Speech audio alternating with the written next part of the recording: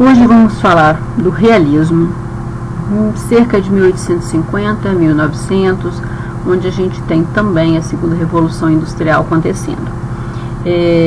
O realismo é um estilo artístico que ele vai se basear na realidade como um programa estético, né? Ele vai querer coisas do dia a dia como tema para fazer, principalmente, vamos ver aqui as suas pinturas, né?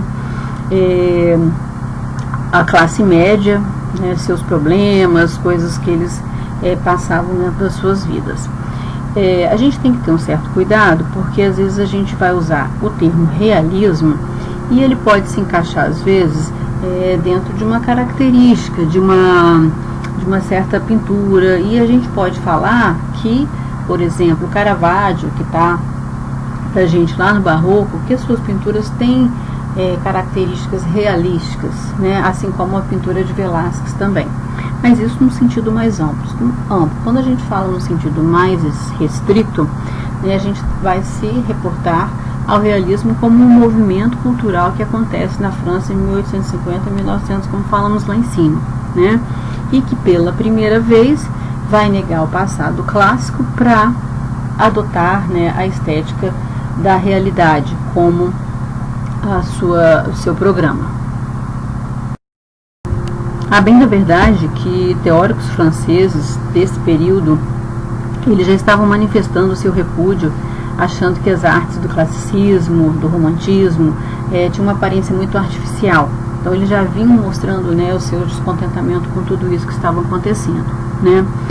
Nesse sentido a gente tem o Millet, François Millet, um dos primeiros artistas a pintar camponeses, né, como temática nos seus quadros, e mostrando um pouco, né, o que esses grupos, né, camponeses, o que eles vinham passando, principalmente com a Revolução Industrial, que grande parte de pessoas que habitavam no campo foram para a cidade. Então há uma problemática a ser pensada nesse sentido. Então grandes artistas começam a tomar essa realidade como o programa estético.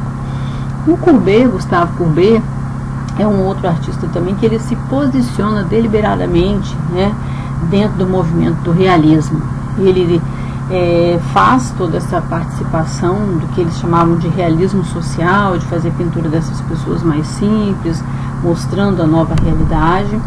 Mas ele também mais tarde começa a usar a arte para que ela estimulasse novas discussões, para discutir arte pela arte, como eles falavam, né? Existem condições da gente se desprender de toda essa necessidade de representar questões ligadas, né, à sociedade, e questões que vai falar da própria arte, né? Então dentro da pintura a gente tem essa novidade, né, no realismo, a realidade como programa estético. Na arquitetura a gente tem uma novidade em relação principalmente à Revolução Industrial, que é a melhoria na qualidade do aço, né, das ligas, do ferro, do vidro, e assim surgem estruturas metálicas, como a gente tem um grande exemplo da Torre Eiffel. Na escultura, os artistas não se preocupam muito com a idealização da realidade, ao contrário, eles vão tentar recriar, né, os seres tais como eles são. Um grande exemplo disso é o Rodin, que ele tentava modelar, né, com gesso o corpo dos seus próprios modelos para fazer assim as formas e depois fazer as suas esculturas de bronze. Foi muito criticado por isso, mas enfim, eles estavam mostrando novas formas de se trabalhar, né, a escultura. Na verdade, a gente ainda vê um pouco resquícios de referências clássicas, o nu, mas há uma adaptação muito grande, né, de trabalhar essas novas visões que o mundo contemporâneo trazia para aquele momento. Então a gente tem aqui o Millet, como a gente falou lá no slide anterior, as respigadeiras, né, eram figuras que depois que havia a colheita elas iam ainda catando o que restava, né, no campo. Os quadros diminuem significativamente de medidas, né, esse tem 83 por 1,11 m, né, a gente vem lá do passado do neoclássico, das grandes pinturas históricas, o romantismo ainda manteve um pouco essa medida, aqui ela já vai mudar bem de tamanho. É lógico que temas como essas figuras foi rejeitado para os salões, né, de exposição. Todo ano já havia essa expectativa do grande público, que os pintores já faziam exposições principalmente em Paris. E aí a gente vê uma grande rejeição e depois eles conquistam os seus espaços, né, na arte. E a gente vê um resíduo ainda aqui, ó, da França, né, no lenço das respigadeiras, um vermelho, o azul e o branco, bem presente ainda no quadro. Então ainda a gente vê a França se posicionando no sentido, né, pelas mãos dos pintores. Ainda do Millet, Hora do Ângelus, é aquele momento, né, que os trabalhadores do campo param para fazer suas orações. Esse também com uma medida bem reduzida, 55 por 66. Todos esses quadros que nós estamos vendo é óleo sobre tela, né, a técnica. E aqui a gente tem que lembrar que, como eu falei, né, ainda lá no romantismo, que a gente já tem a invenção da fotografia em 1826.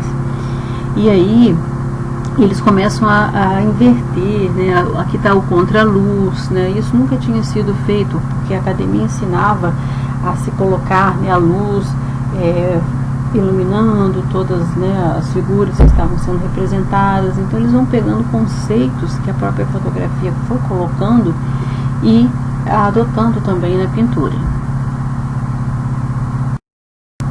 Outro quadro do Millet com a temática do campo, né, o pastor, suas ovelhas, também fazendo ali uma busca de uma representação, uma iluminação diferenciada. Estavam muito estimulados por essas novas formas, né, de representação.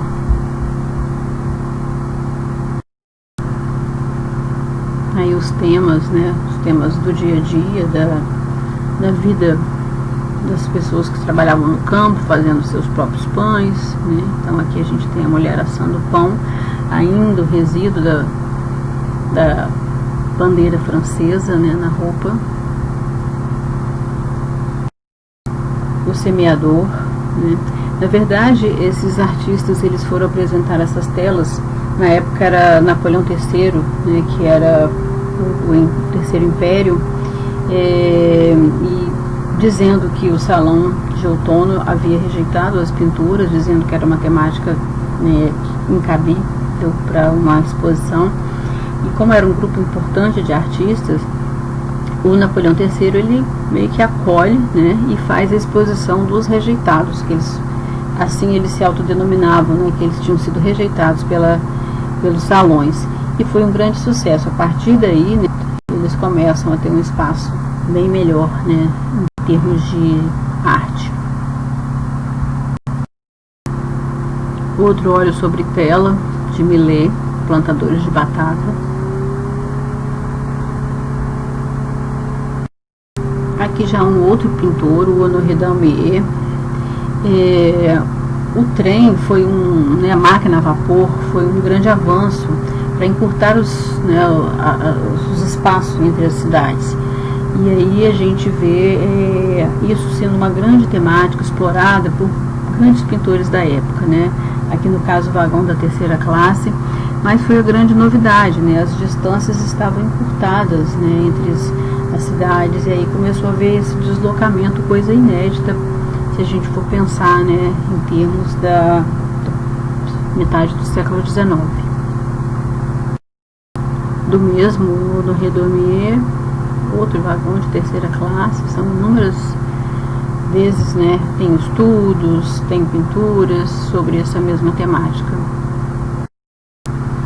Como a gente viu, o realismo ele nasce ali na França, mas logo ele se espalha, né, por outros lugares. Aqui a gente tem o Winslow Homer já nos Estados Unidos, né, absorvendo bem essa temática do realismo, e a gente vê crianças, né, de um grupo social, a gente vê mais baixo, pela própria forma como estão se vestindo, com os pés descalços. Até então a gente tinha visto algumas crianças serem retratadas, mas sempre eram pessoas da corte, da aristocracia, sempre todos arrumadinhos.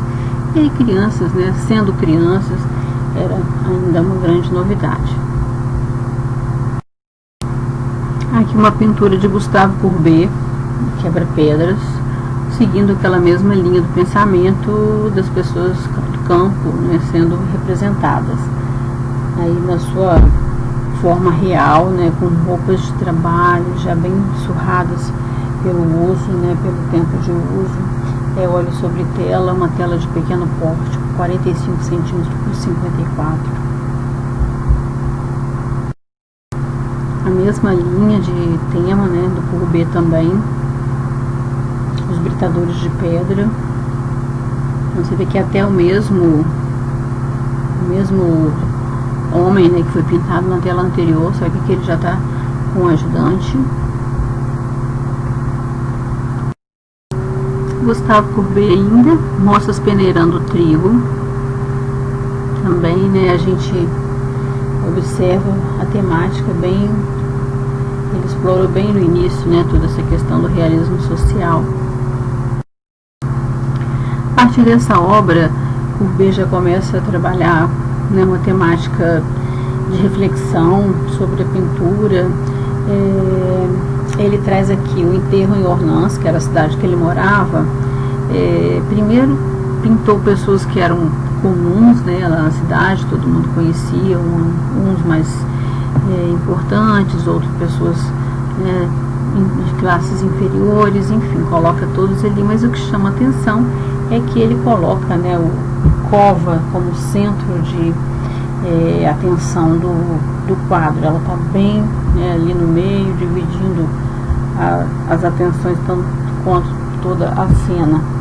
E aí começou a haver uma discussão muito grande sobre a arte nesse período, né, e ele foi o grande responsável. Essa segunda tela do Courbet, com essa temática já mais ligada às questões da arte, onde o artista traz, né, o estúdio do artista, o nome, né, da tela, e a alegoria real de uma fase de 7 anos da minha vida, né, que ele coloca moral e artística. Então, ele já traz uma discussão muito mais ampla do que o realismo social. Ele representa figuras conhecidas da época e traz ele no centro da tela pintando, né? Então ele está ali ele se retratou dentro da tela. Coloca essa figura nua ao lado, que a gente liga imediatamente a um passado clássico, né? Dizendo que foi toda aquela estrutura que a arte precisou ter, mas aqui agora ela não tem mais essa necessidade, né? E que tem ali uma criança, né, que é a própria arte que está chegando agora, inocente, com intenções puras, como a própria arte deve ser dentro da sua representação. Aí ele já não representa mais, né, pessoas do campo, então ele traz aqui jovens da margem do rio Sena, provavelmente, né, pessoas jovens mais ousadas, que nessa época não era comum as mulheres terem esse tipo de comportamento, né, ter liberdade de sair sozinhas, né, e ainda tirar, né, um sono na margem dos rios. Então eram figuras, né, que tinham um tipo de comportamento social mais audacioso, de mais liberdade, diferente de todas as outras pessoas da época. E aqui o próprio Courbet também, né, ele aqui na lateral direita, Bonjour Monsieur Courbet, é o nome da tela, né? E ele também instigou muitos outros artistas a pararem de ficar dentro dos seus ateliês, dizendo que ali dentro daquele ateliê, aquela iluminação, ela era uma iluminação artificial, e os artistas deviam sair, deviam buscar a luz natural, que eles iam encontrar assim uma infinita possibilidade de representação. Tanto é que ele se coloca aqui com a mochila, e nessa mochila ele tem ali cavalete, a tela, as tintas, os pincéis, que era isso que ele fazia sempre, né? E foi uma grande ruptura com a academia, porque os professores, principalmente da escola, né, de Belas Artes, eles entenderam isso tudo como uma grande ameaça, uma afronta muito grande, né? Mas realmente, né, é o primeiro momento que a gente começa a ver esses grandes contrastes de iluminação em termos de luz do sol e sombra, diferente daquela luz que a gente via nos quadros, que era chamada por eles de luz artificial. Do Courbet ainda, depois do almoço em Ornans. Courbet faz esses desafios, como ele fez naquela tela o enterro em Ornans, quando ele coloca a cova no centro da tela, e é quando ele coloca essa figura de costas, né, na posição central da tela, de costas para o espectador. Então ele estava sempre criando, né, essa polêmica com seus quadros. Esse é um dos últimos pintores que a gente vai ver, Eduardo Manet, né? O Manet, ele pintou com o grupo dos realistas, depois a gente vai encontrar com ele também no grupo dos impressionistas. Aqui ele traz uma novidade para a gente, que era uma nova forma de se trabalhar, que é a litogravura. A litogravura, ela tem como base uma pedra com poros bem fechadinhos, onde os artistas com uma ponta seca faziam ali os riscos, os desenhos que eles queriam representar e passavam uma tinta de impressão, e essa pedra era como se fosse uma base, né? A tinta ficava impregnada nesses riscos, deixada por essa ponta seca, e depois ela era colocada numa prensa e ela reproduzia sobre os papéis. E isso era uma nova forma de fazer as gravuras, né, dos livros. A Revolução Industrial trouxe também essa novidade. Os artistas adotaram muito isso. E eles queriam fazer aqui, por exemplo, essa corrida, né, a corrida em Longchamp, as corridas de cavalo,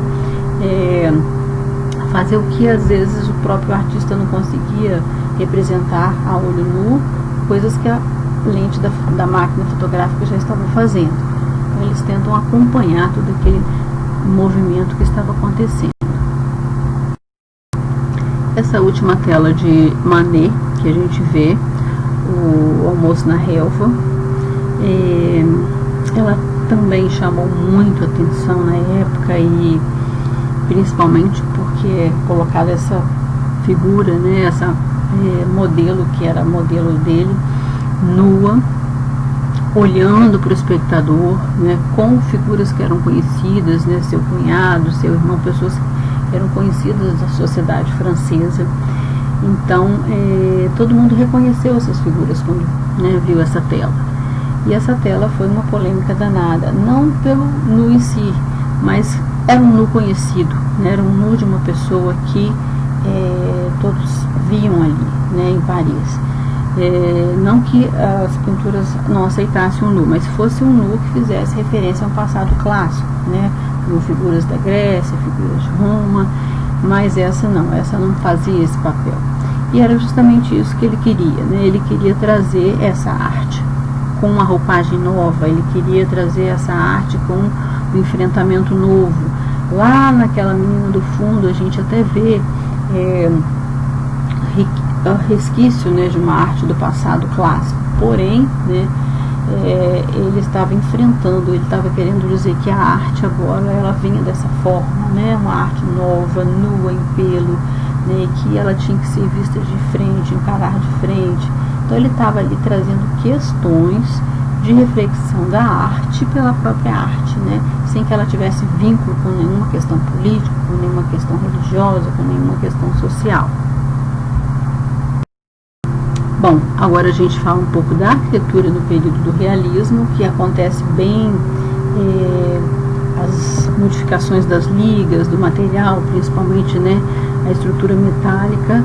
A torre ela foi feita para ser colocada numa exposição, né, que de 2 em 2 anos haviam exposições mostrando os avanços, né, da indústria.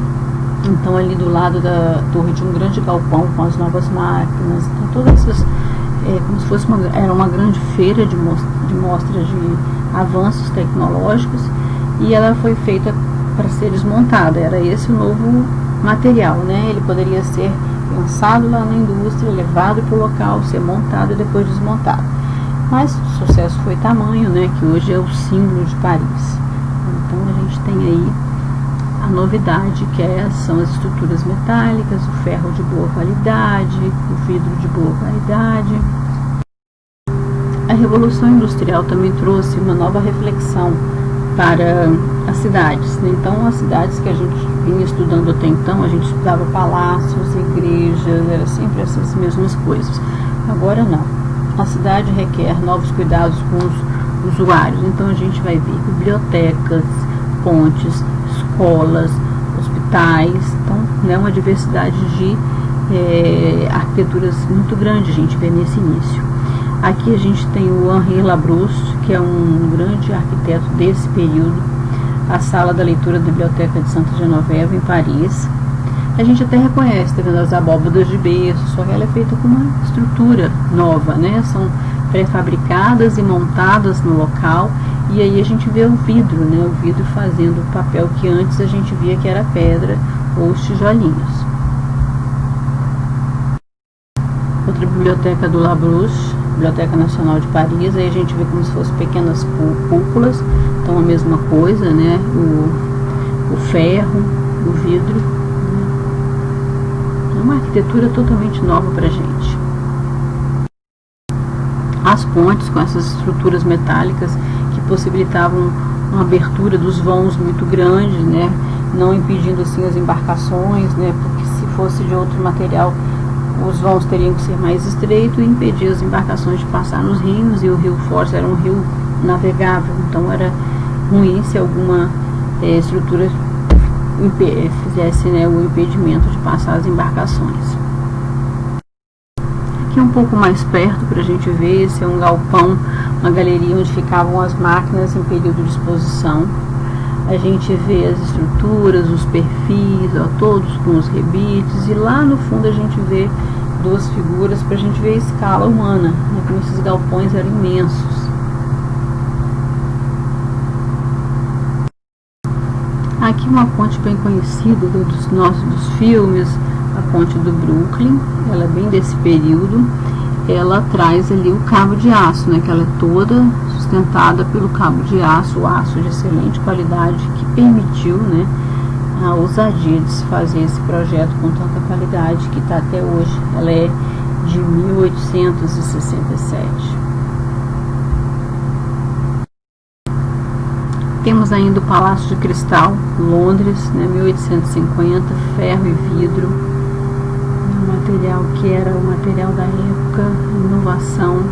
Como falei, a gente até vê formas que a gente conhece, cúpulas, círculos, arcos, porém usado com novos materiais. Aí tem que fazer um cálculo, né, de resistência diferente. Muitas estufas foram construídas nesse período, né, também com o mesmo material, né, isso também para substituir muitas coisas que o campo deixou de produzir. Então a cidade foi absorvendo essas novas formas de enfrentar, né, a nova realidade.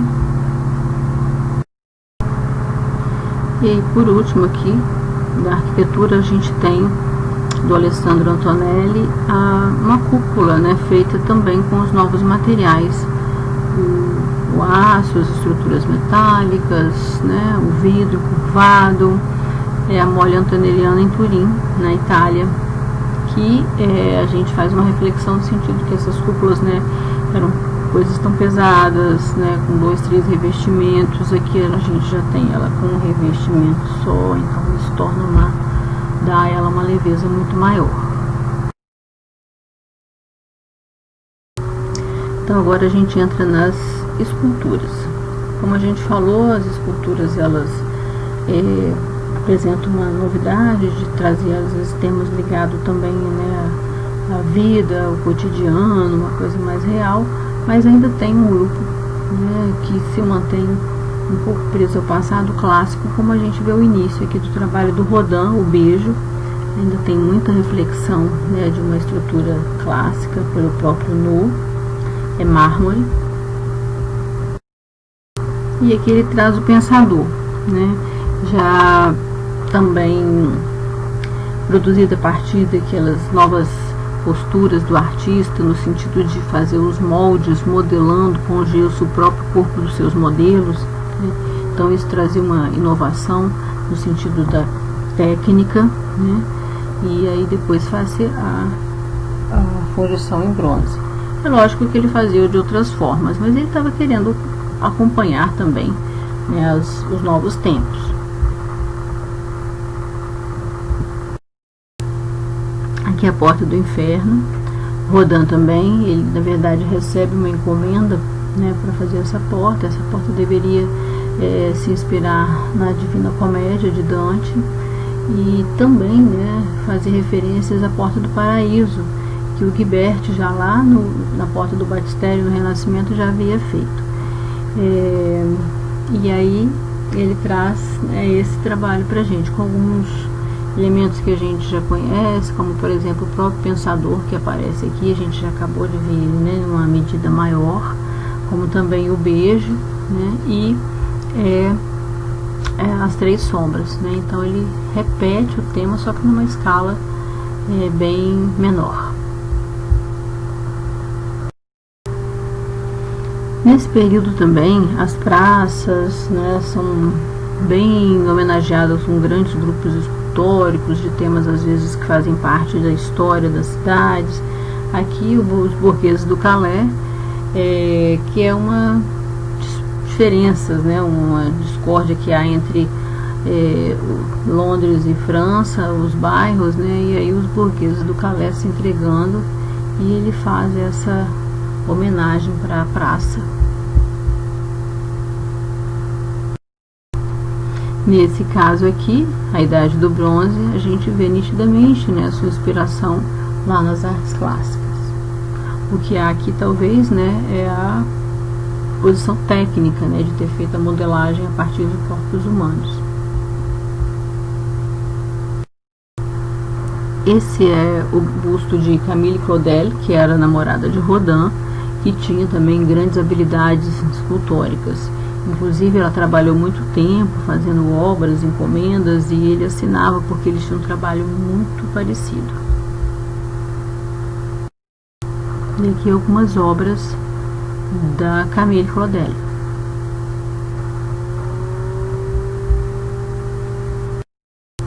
Ela tanto trabalhava mármore, fazia escultura em pedra, como fazia o modelo de barro para fazer, né, a forma e fazer as fundições em bronze. Trabalhava com várias técnicas. Essa já feita em pedra, mistura de jade, bronze, mármore. Dela ainda o abandono,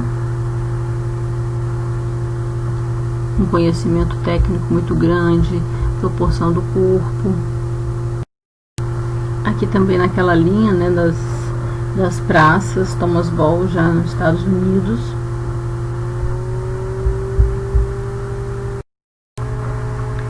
Essa atende bem, né, o tema do realismo, porque a gente pode até comparar uma Madonna, né, lá do período do Renascimento, porém aqui ele já coloca como uma camponesa, né, até uma holandesa pelo calçado que ela traz.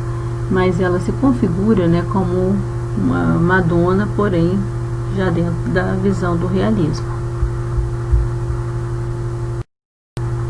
Esse Aristides Maillol, também já atendendo uma temática do dia a dia, tendo, né, cenas não tão ligadas, né, a uma temática nobre. Você vê aqui a mulher tirando o espinho do pé. Essa figura feminina, né, com esse semblante pensativo, Aristides Maillol denominou de Mediterrâneo. Ele faz vários mares, oceanos, né, sempre na representação da figura feminina. Esse é bronze, mas ele trabalha pedra, como os artistas de maneira geral. Esse aqui já é a noite. Aqui ela interracota o modelo, aqui na parte da direita da tela, e do lado esquerdo já ela em bronze maior. Vênus, né, na visão de Maillol também.